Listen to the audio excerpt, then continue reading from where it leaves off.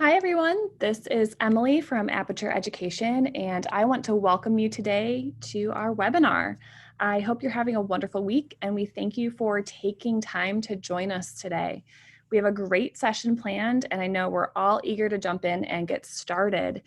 First, we have a couple housekeeping things to go over. The system we're using today is the Zoom webinar system, and I want to take a minute to show you some functions that you'll use today.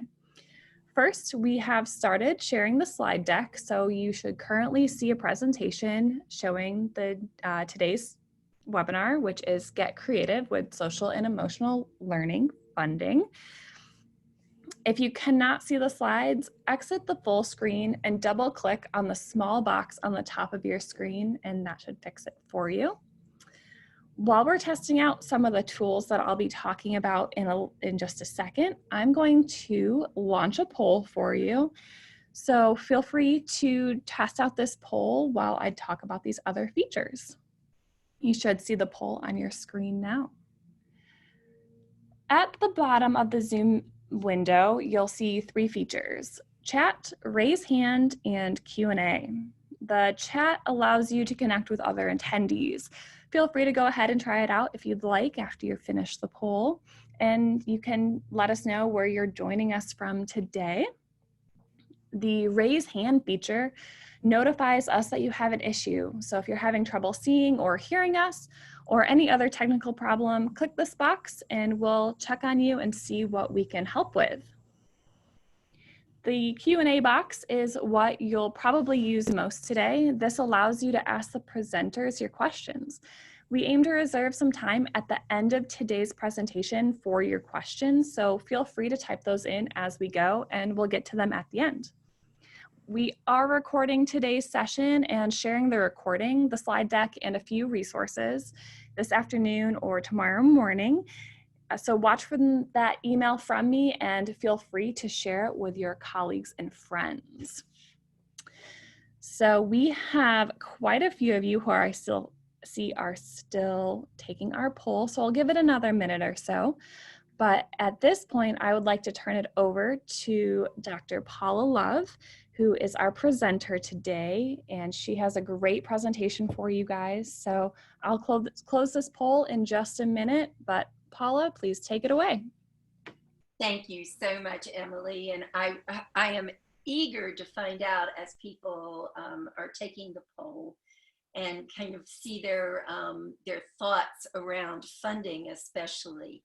Folks, I have about 5 decades in working in education, but primarily around educational funding. And I've done that from a school and a district, and worked a lot at the federal offices around funding. And then I had the great opportunity to go out and work with companies and schools and school districts across the nation. I've earned the title of the funding doctor, and I hope today to really help you get funding fit. So as you're thinking about your responses in the poll, if there are things that we haven't covered and things that you need to cover, again, at the end, we're going to allow some time. Please make use of the time to contact the funding doctor on demand right now. So Emily, is our poll pretty much closed out at this point? Or do we need to have another minute? I did close it out. Let me share the results.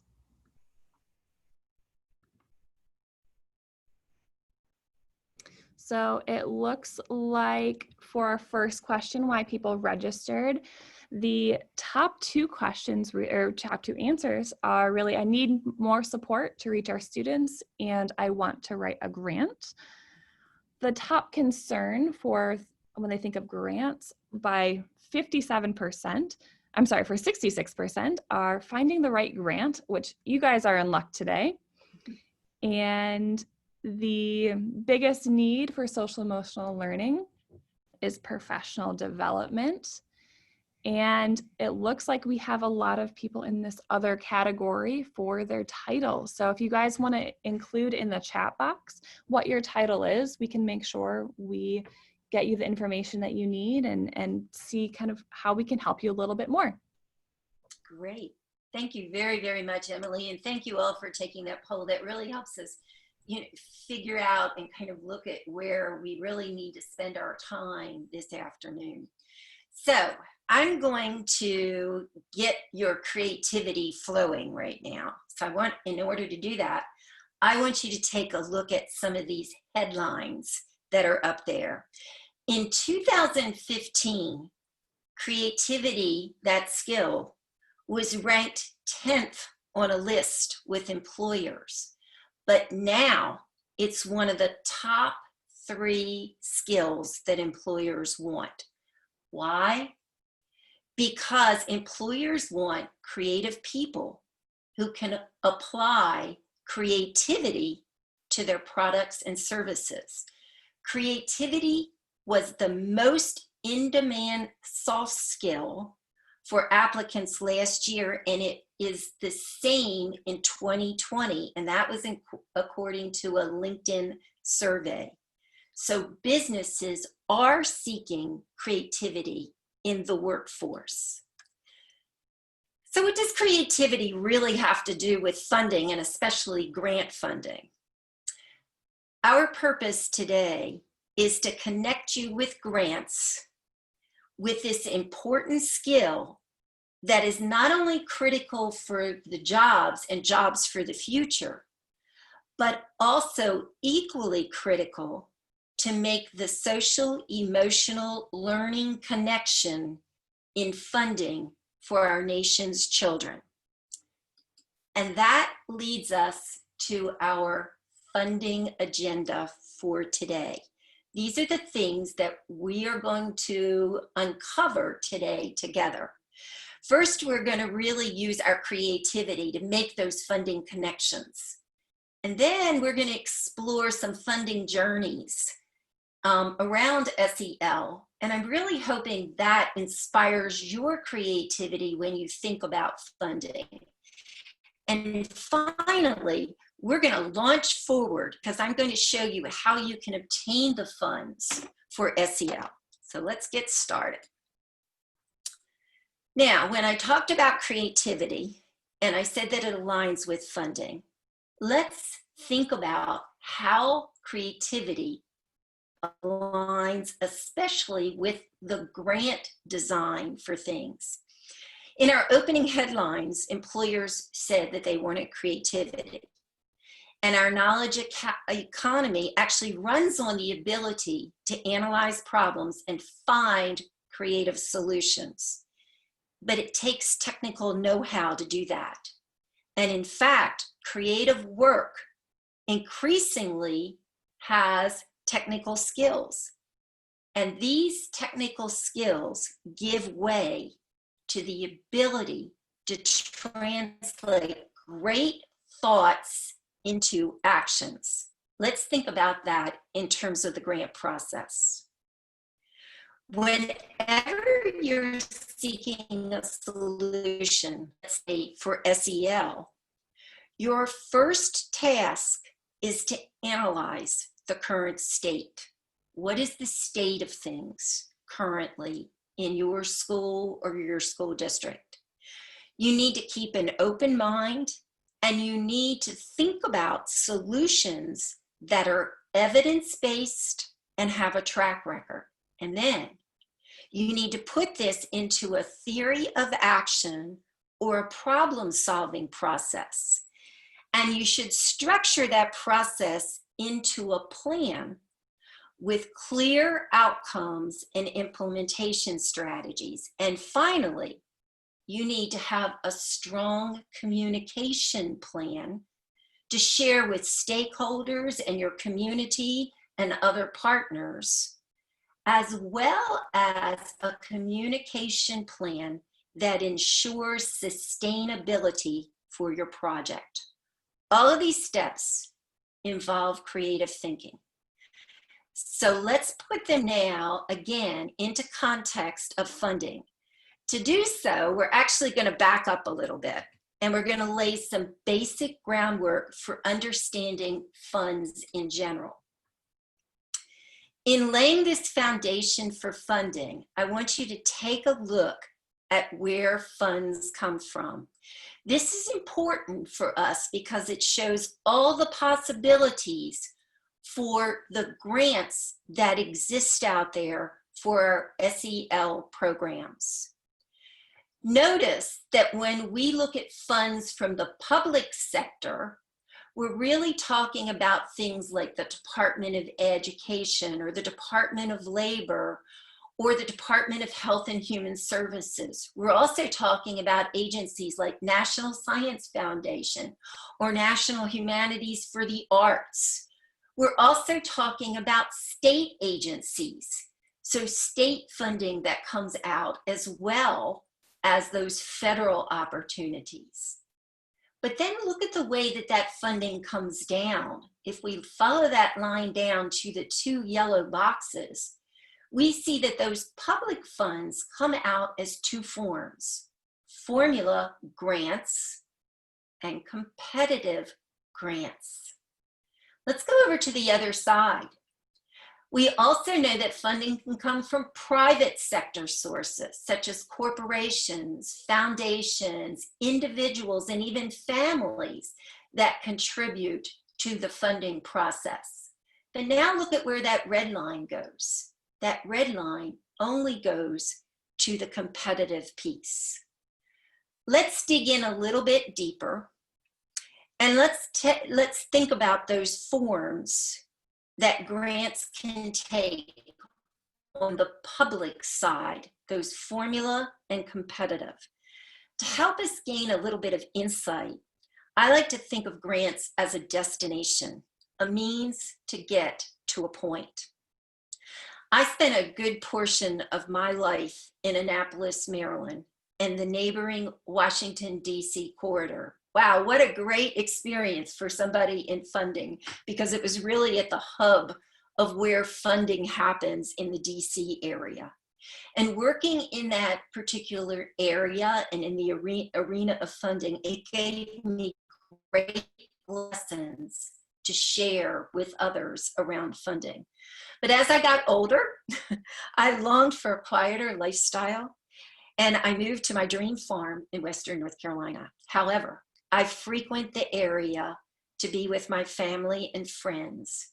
The Annapolis, DC area is a destination like a grant, but getting there for me can take different forms, just like those two grants that we talked about. One route that I can take on my way there is faster, it's more direct, it's easier to get to. If I think about that direction, it's like formula grants.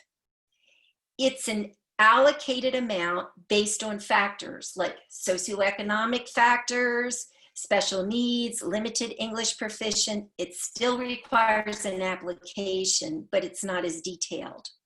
On the other side, I find it's more scenic. It's a more involved route, and it's mountainous. And it's kind of like competitive funds. It still gets me to my destination. But like competitive grants, it requires an extensive narrative. So I have to do a lot of writing. There are limited funds, and they're based on the quality of an application. Sometimes those funds can even have huge amounts, much bigger than the formula grants that I receive. And often when we think of grants, folks, our thoughts immediately go to that competitive side of the picture, those competitive grants that we have to compete against. But let's take a look at this next slide, because this next slide, I want you to look at the breakdown, shows that competitive grants, especially from the federal level, are just a small piece of the entire picture around funding. The bulk of money comes from our formula grants. So if we're really getting upset about the competitive funding, we need to always lean back on those formula grants and look at those formula processes along the way. Now you might see on this slide Both under formula and competitive, the words 21st CCLC. That stands for 21st Century Community Learning Centers. And no, it's not a mistake, because that particular fund comes first from the federal to the states as a formula grant. And when the states receive it, they send it out as a competitive grant. But when we think about those formula funds, how do we ensure that those funds can actually go to SEL? The Every Student Succeed Act, or ESSA, actually requires school districts to conduct comprehensive needs assessment for title funds. A comprehensive needs assessment goes back to that opening slide that I shared with you about creativity. It's being analytical, the ability to analyze things first. When you conduct an SEL needs assessment, you need to take an inventory of current strategies that support SEL in your classroom or throughout your school, and even the SEL strategies that might be with families and community agencies. You need to collect and examine the data that you currently have on student and climate outcomes related to SEL. And that student data informs the needs assessment and the resource assessments to meet your goals for SEL. The assessments take into account all SEL programs and practices that you need to integrate and facilitate to make change actually happen for the students that you're impacting. You may be unclear about your state and what your state is doing around SEL. We have a state scorecard that tracks the development of competencies, the standards, the benchmarks, or learning goals, and the guidelines to support student social and emotional learning. This actually can provide you a snapshot of the SEL landscape in your state, so that will help you inform your needs assessment. You definitely want to check with your sponsor today, Aperture Education, for this important resource on SEL. It comes from the Collaborative for Academic, Social, and Emotional Learning, and it is a great resource to check out for your needs assessment. Now, in addition to your comprehensive needs assessment that you're doing for formula funds, ESSA also requires that solutions be evidence-based. The What Works Clearinghouse from the Department of Education has identified 3 tiers of evidence. Evidence-based practices are commonly understood as those practices informed by research that lead to improved educational outcomes. And practices and solutions should be selected based on the rigor of evidence, as well as your school budget and your school culture. If you want to learn more about the tiers of evidence from the What Works Clearinghouse, again, I encourage you to contact our sponsor today, Aperture Education, because they have another piece of information that they can share that goes a little bit deeper than what we're doing right now in this presentation. The Collaborative for Academic, Social, and Emotional Learning reminds us that we need to be analytical for identifying strategies that support SEL in our classrooms, in our school, and with families and communities. And again, that we need to collect that data on school and climate outcomes related to SEL. And we need to engage our stakeholders, all the community and participants to work with us in the goals and the outcomes related for school-wide SEL. And then we need the evidence in school-wide SEL, and we need them to align not only in our comprehensive needs assessments, and not only in our evidence, but in key documents such as school improvement plans and other strategic plans that you have that definitely need to focus around SEL. Now, right now, many of you may be engaged in your needs assessment and examination of evidence-based practices around SEL. Keep in mind, this is essential to ensure funds go to strong and solid educational practices around SEL.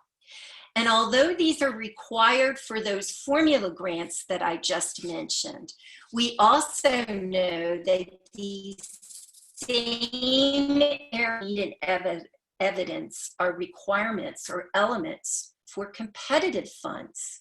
The good news is that there's a trend underway for the competitive grants that are out there. And I call it the bookends of funding. So on one end of the bookend in the trends, we have early learning. A lot of money out there for early learning.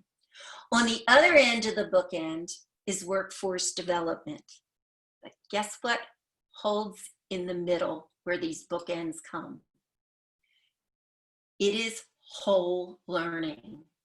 That whole area has opened up a big realm of funding opportunities for you. In the last couple of years, terms like whole learning, whole child, social emotional learning, we see them often as buzzwords. They're all over educational conference agendas. They're making ways into headlines in the news. But behind all of that hype around those words are programs like the ones that you might have in your school or hoping to have in your school. And they take account into all the things a child needs to be able to learn and to grow, and even those things that reach outside the traditional roles of the schoolroom. The Collaborative for Academic, Social, and Emotional Learning reminds us that social emotional skills, habits, and mindsets can set students up for academic and life success. There's decades of research that support the focus on SEL, and that it can lead to positive outcomes, from increased test scores and graduation rates to all the supports that make a difference in the success of students, your school, and your community. And that's why it's considered part of whole child or whole learning education. So now, how do we know that SEL really opens up these funding opportunities? Let's get creative right now with some funding sources. I want you to think about this slide around social emotional learning and how the outcomes can help transform your schools. All of them, just like I mentioned in the other thing, are important outcomes that we strive for. But now let's take this slide a step further.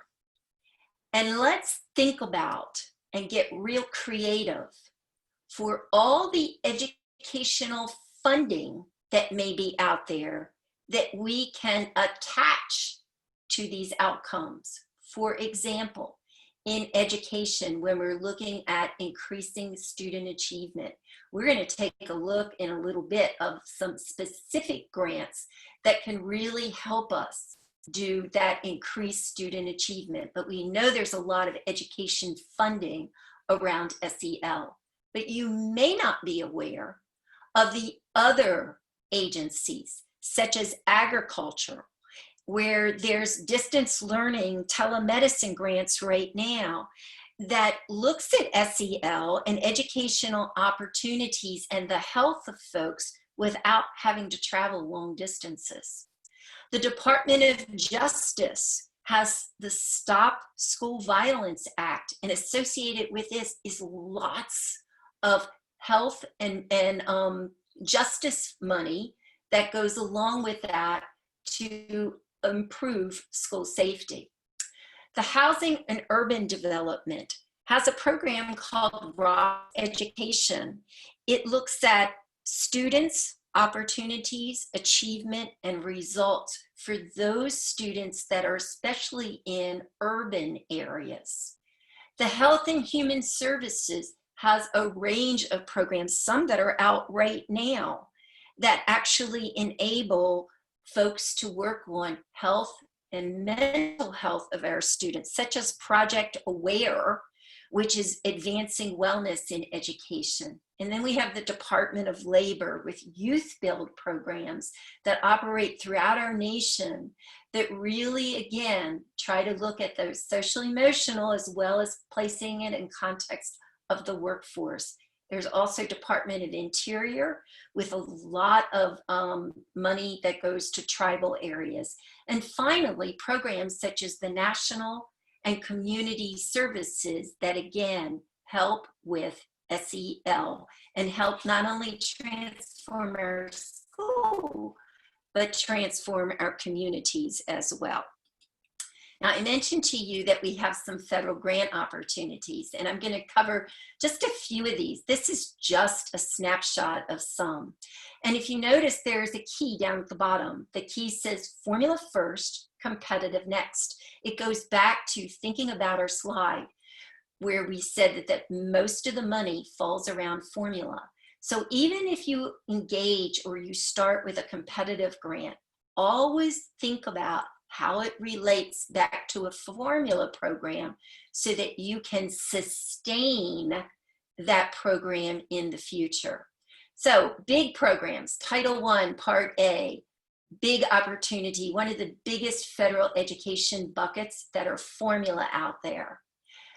Title IV, Part B, I mentioned to you that's before, 21st Century Community Learning Centers. This is our after school extended learning money. Actually, folks, this program grew from safe and drug-free schools years ago. Again, thinking about the safety and the health of our students. Title IV, Part A, some people refer to this as the ESSA Fund because it came about with ESSA. And it stands for Student Support and Academic Enrichment, or the acronym SSAE that we have out there. It's a great formula program that one of the specific focus areas is that around school culture and improving the health and safety of our students. And the other little snapshot here is the School Violence Prevention Program, which comes from the Department of Justice. It's also part of that Stop School Violence Act. We're going to talk a little bit about this program a little bit later, but it is one that's currently available right now. Now, Emily, I think at this point, we have another poll that we can take. And what I would like folks to do is to think about your creative ways that you might use funding. So in your school or in your classroom or in your district, can you share with us right now where a lot of the money for SEL comes from in your programs? I have it coming up right now. Great.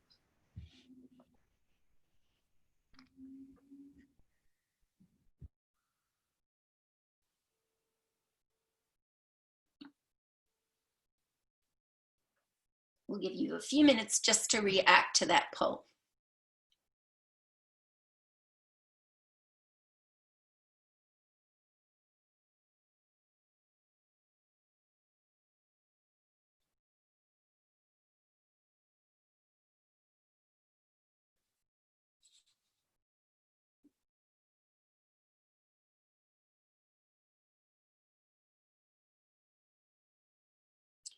Emily, have many of our responses come in?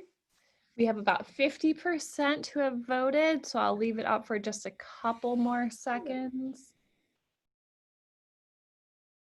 But I'm really impressed with the numbers that I'm seeing roll in.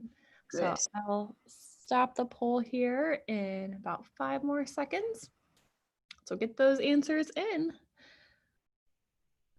All right, I'm ending it and let me share the results. Interesting. Yeah. Okay. We have a big opportunity that many folks are using their federally formula grants, and that's good news. I'm glad to hear that, folks. But there are many other programs that we mentioned that can supplement and build out and strengthen where you are in order to bring SEL programs to your schools and school districts. Emily, did anybody on the others specify what other programs they might use?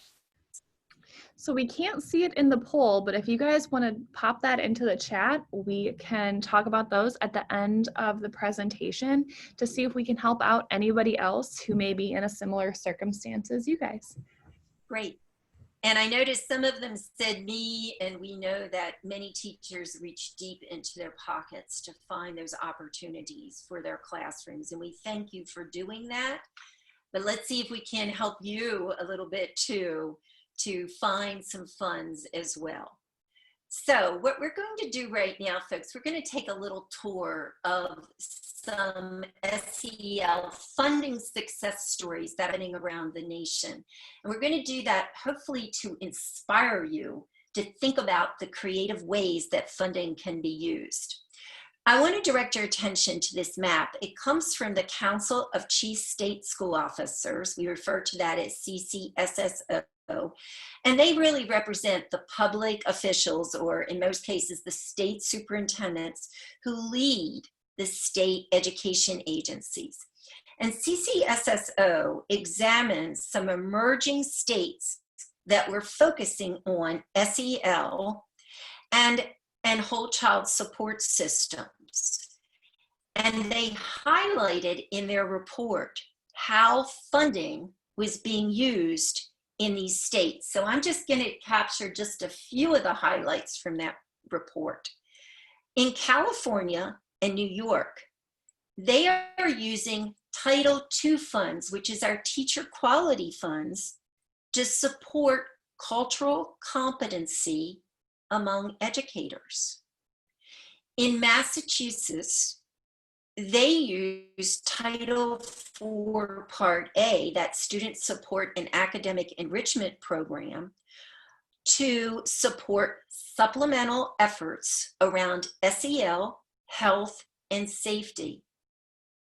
In Illinois, they are using Title IV, SSAE, 21st Century, and 2 other programs, Promise Neighborhoods and Full Service Community Schools programs, to coordinate strategies for evidence-based behavioral health training and expanding access to school-based counseling and behavioral health programs, and also looking at those outcomes for children living in their most depressed communities throughout Illinois. And in Nevada, they have created several structures that use Title IV Part A to do things such as a statewide school climate survey, a statewide safe and respective learning environment initiative, which brings supports to schools, districts, and works with families and communities, and also a social workers in schools initiative that supports school districts and charter schools in that whole mental health area to support social emotional learning. Georgia focuses on a lot of cross-divisional work in supporting that whole child that we talked about. There's a strong alignment across Georgia's ESSA plan to use Title I, Title II, and Title IV funds for a whole child approach. Again, looking at those supports for that whole child learning.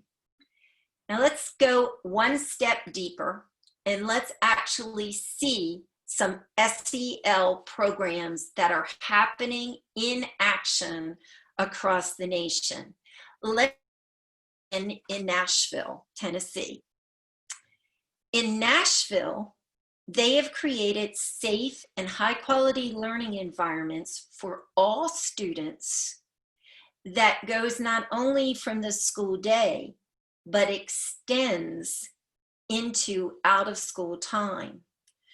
This was created through a partnership using city agencies such as the mayor's office, the schools, and the libraries, and community-based agencies, all of those contributing funding to provide free after-school programs for high-need middle school youth. And they do that at convenient locations, not only in their schools, but also in public libraries. And the goal was to ensure that students have the social, emotional, and academic skills to transition successfully to the high school. The program serves about 1,500 students, and over the years, they have demonstrated increases in attendance, decreases in discipline referrals, and academic gains on standardized tests. The families also in these areas have reported strong and positive academic and social emotional outcomes for their children.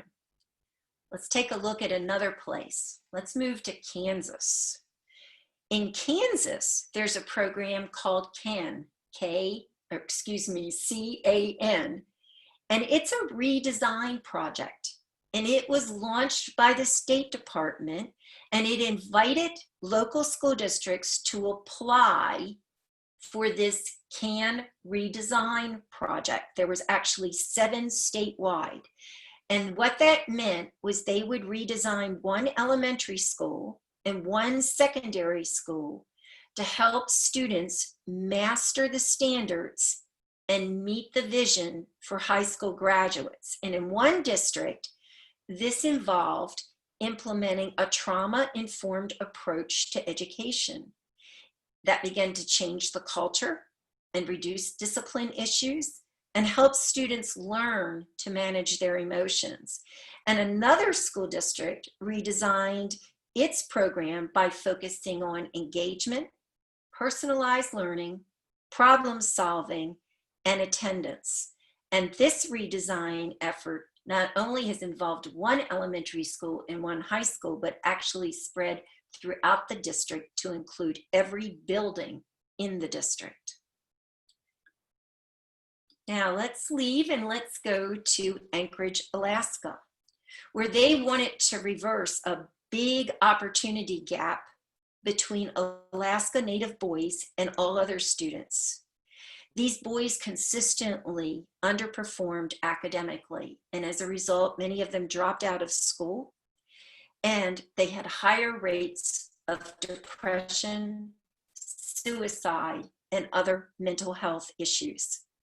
They began to leverage a lot of resources, especially the Title VI Indian Education Funding, and work with various community partners to create a culturally responsive year-round program that integrates Alaska Native cultural heritage and social, emotional, and cognitive skill development. It actually empowers those students for success by bringing additional in-school supports as well as after-school and summer program. All of them not only working with the students, but also building in effective teaching strategy. And this program spans all grade levels. And finally, another picture of SEL funding in action happens in the state of Washington, where they've done and looked at their online professional development around SEL. It was designed for educators, but also administrators, other school staff, other professionals, and even parents who interact with youth. Again, helping them build and improve their understanding of social emotional learning. The districts and the regions actually use this program to award professional development credits.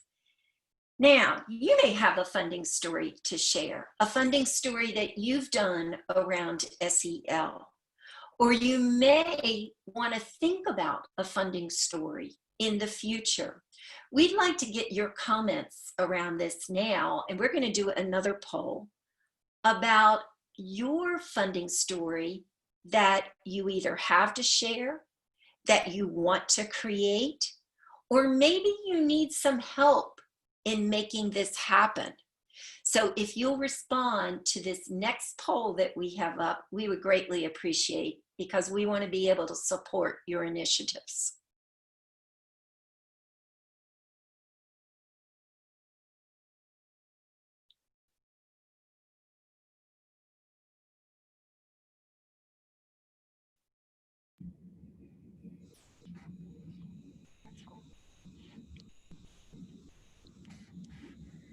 You guys are really fast at responding. I really appreciate it. I'll give it a couple more seconds, but we have some great answers in here.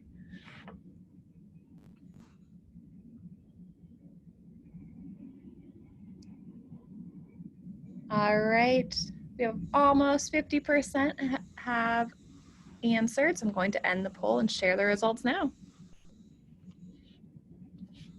Wow. We do have some that have some stories to tell, and that's great. We would love to feature some of those. We would love to work with you to create a funding story, and we want to help those that really need some support to make this all happen in their classroom. Thank you so much for responding. That really helps us in our next stages in working with you. Thank you. Now let's move into some what I call funding forward. We talked about those formula grants, those major ones. And on this slide, you're seeing a lot of formula grants that are out there, not only Title I, but the other large bucket, Individuals with Disability Education Act. We sometimes call that our special education bucket. And I call this slide funding forward because what it says right now, folks, is that next school year, there's even a greater opportunity for you to use some of these formula funds. If you look at this slide, many of those formula dollars are up, meaning there's going to be more money, more opportunity for us to explore how do we leverage, how do we use that funding that's currently out there so we can make a difference in our education.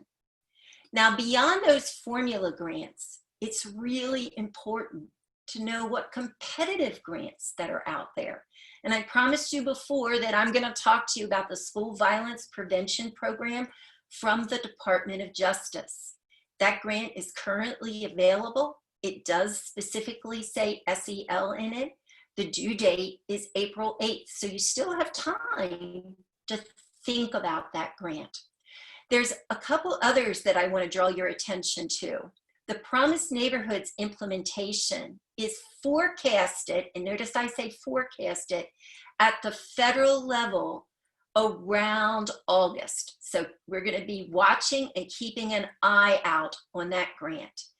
The next two are really around supporting professional development. One is teacher and school leader programs, and the other is supporting effective educator development.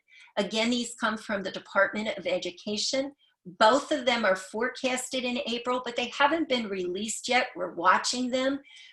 Aperture will be watching on your behalf as well, so don't hesitate to reach out to them. The other big opportunity, especially when we're looking at evidence-based, is education, innovation, and research grants. Again, this is forecasted around the end of April, so we'll be keeping our eye out when that grant.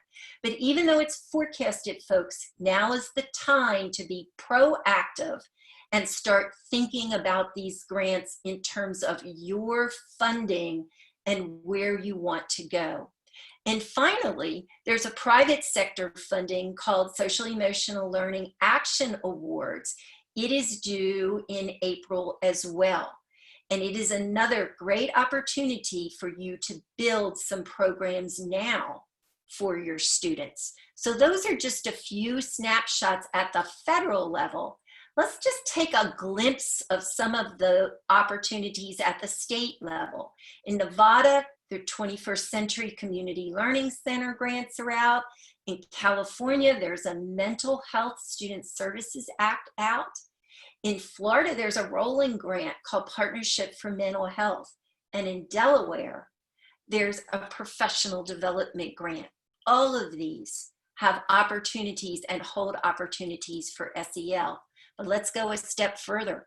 Let's even look at some of those private funds, such as Connecting Qualified Providers with a June 30th deadline, Teaching Tolerance grants, the America Honda Foundation grant, and the Champions grant. All of these hold possibilities and are just a snapshot of the available funds that are out there. If you're searching for funds, don't hesitate to reach out to me. We have a grants alert site for educators and community-based leaders where we monitor both smaller opportunities for you to get to learn grants, as well as some of the larger opportunities for you and your community to be aware of, especially around social emotional learning. So I'm going to end right there. We've discussed in our time together how you can be creative to make those funding connections. We've talked about states and districts that put creativity at work in some of their funding. And we've shown a little sampling of some funding out there for SEL. And I want to leave you with this following creative funding challenge. I want you to get your creativity flowing, and I want you to start down that street in grant writing to make a difference for the social emotional learning of our nation's children. In the words of Dr. Seuss, "Oh, the places you'll go," with your head full of brains and your shoes full of feet, you're too smart to go down any not so good street. So go down the street and get those funds. And with that, Emily, I'm going to turn it over for questions. Wonderful. Thank you so much for all this amazing information. I do have a couple questions that have come through. First is, how do you weigh the short-term benefits of a one-time grant to launch a program versus the long-term funding needed to sustain a program? From a school-based perspective, it feels daunting to try and launch a program to get buy-in, etc., if it isn't a sustainable funding source. That is such a great question, and I thank you so much. That is the struggle many folks come to when we look at competitive funding. First, let me say, if it's a federal grant, the life expectancy of those federal competitive grants are usually 3, sometimes 5, and even 7 years. So that holds promise to at least begin thinking about how you sustain your grant. The second thing that I would tell you, in your program design, there's always a place where you talk about sustainability. It is the hardest thing to address, especially when it's a one-year program. I shared recently with the Aperture team, and I told them that sometimes funding creates random acts of improvement. And that means that we go down a path, we do all of this work on it, and when the grant ends, the program ends. We don't want that to happen with your program. So what do you do to sustain? That's where you begin to look at some of your formula grants. And that's not an easy sell, folks, but it may be that you can take a 5% of that grant or a 1% of that grant if you can prove your results. You also need to think about your partners that are involved in your program and think about their contributions that they might be able to make. If they're community partners, you might be able to ensure that at the end of the program, they're going to kick in some resources and support to maintain and keep that program alive. It is not an easy question to deal with. It deals with partnerships and looking at the ability to leverage and braid funding throughout all of the programs that exist out there. I wish you the best of luck, and that was a great question. Thank you. I have another one for you. Quite right to the point. Where do you go to find those grants? That's a great question. You know, it takes a lot of research, and there's so many different opportunities that are out there. We've been working with Aperture, which is really trying to take the guesswork out of that for you. So I would ask you, first of all, to ask your partner in SEL for those opportunities, because they can share some of those opportunities. There are search engines out there, like the ones that I shared with you with Grants Alert. There's others out there. There's the Department of Education grants.gov site, which offers a lot of the federal grants. It is a daunting task, though, to be able to navigate and find the right funding in a time frame that you can actually go in and make the right match for the grant that you want to pursue.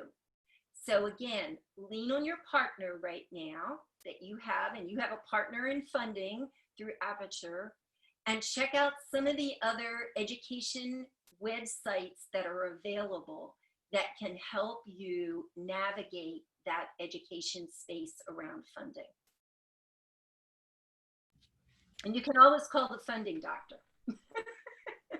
You can tell she has a lot of great information, so I definitely recommend leaning on Dr. Paula Love. I have another question for you. Who do I talk to about assessing SEL? This is a trick question for you, Paula. You know, that's a good one in terms of assessing your SEL programs. One of the things that I think is very good is going back to your partner right now. Aperture Education really has a lot of experience with SEL and really helping you really assess those particular programs to ensure that you have all the elements of a successful SEL program that you want to look at. In addition, there's a number of resources that I've mentioned throughout this initiative that you can use to look at evidence-based programs. We talked about the What Works Clearinghouse. We talked about CASTLE. We talked about some of those other resources that exist out there that will help guide you to assess quality SEL programs. Awesome, thank you. I have one last question for you, and it is in looking at out of school time funding, is there anything that any direction you can point them to look in for specifically out of school time? There is a site that is maintained called After School Programs, and Emily, I can get you the name of it, that they actually have some funding opportunities around after school initiatives. The 21st Century Community Learning Center, which is your out of school money that comes down at the federal level, and I told you was competitive. Every state has a different timeline on that. And again, in our work with Aperture, we have a lot of those timelines so that you can at least be aware of those out of school programs that come down. In addition to those federal sources that are out there, there are a number of private sector sources that offer and look at after school funding. I know not too long ago, Colorado had a foundation that they did specifically for out of school time money. It sometimes, again, folks, becomes a navigation search to search out of school extended learning, but it is an area that is huge in the funding, and people want to fund extended learning opportunities beyond the classroom doors for our students. But importantly, if you are an educator, always remember that it is important to ensure that what happens in our day programs also is an extension of what happens in our after school programs, so that we're both aiming for those same results. Another fund that you may want to look at that I mentioned on this slide was Promise Neighborhoods. That's a huge opportunity, but a great way to look at some community-based initiatives around out of school programming as well. Thank you so much. I think that will wrap up our presentation today. There has been so much wonderful information passed along that we will be sending out this slide deck in addition to a recorded copy of this. So look for that either later this afternoon or tomorrow. And we will definitely pass along any additional information that we can from our side. If you guys have any questions about Aperture Education and our product, we are at apertureed.com. And if you would like immediate response, please email info@apertureed.com and we'll get back to you as soon as we can. And I think just wrapping it up, thank you so much, Dr. Paula Love, our funding doctor, for all of the amazing information. And we hope you all enjoyed this presentation today.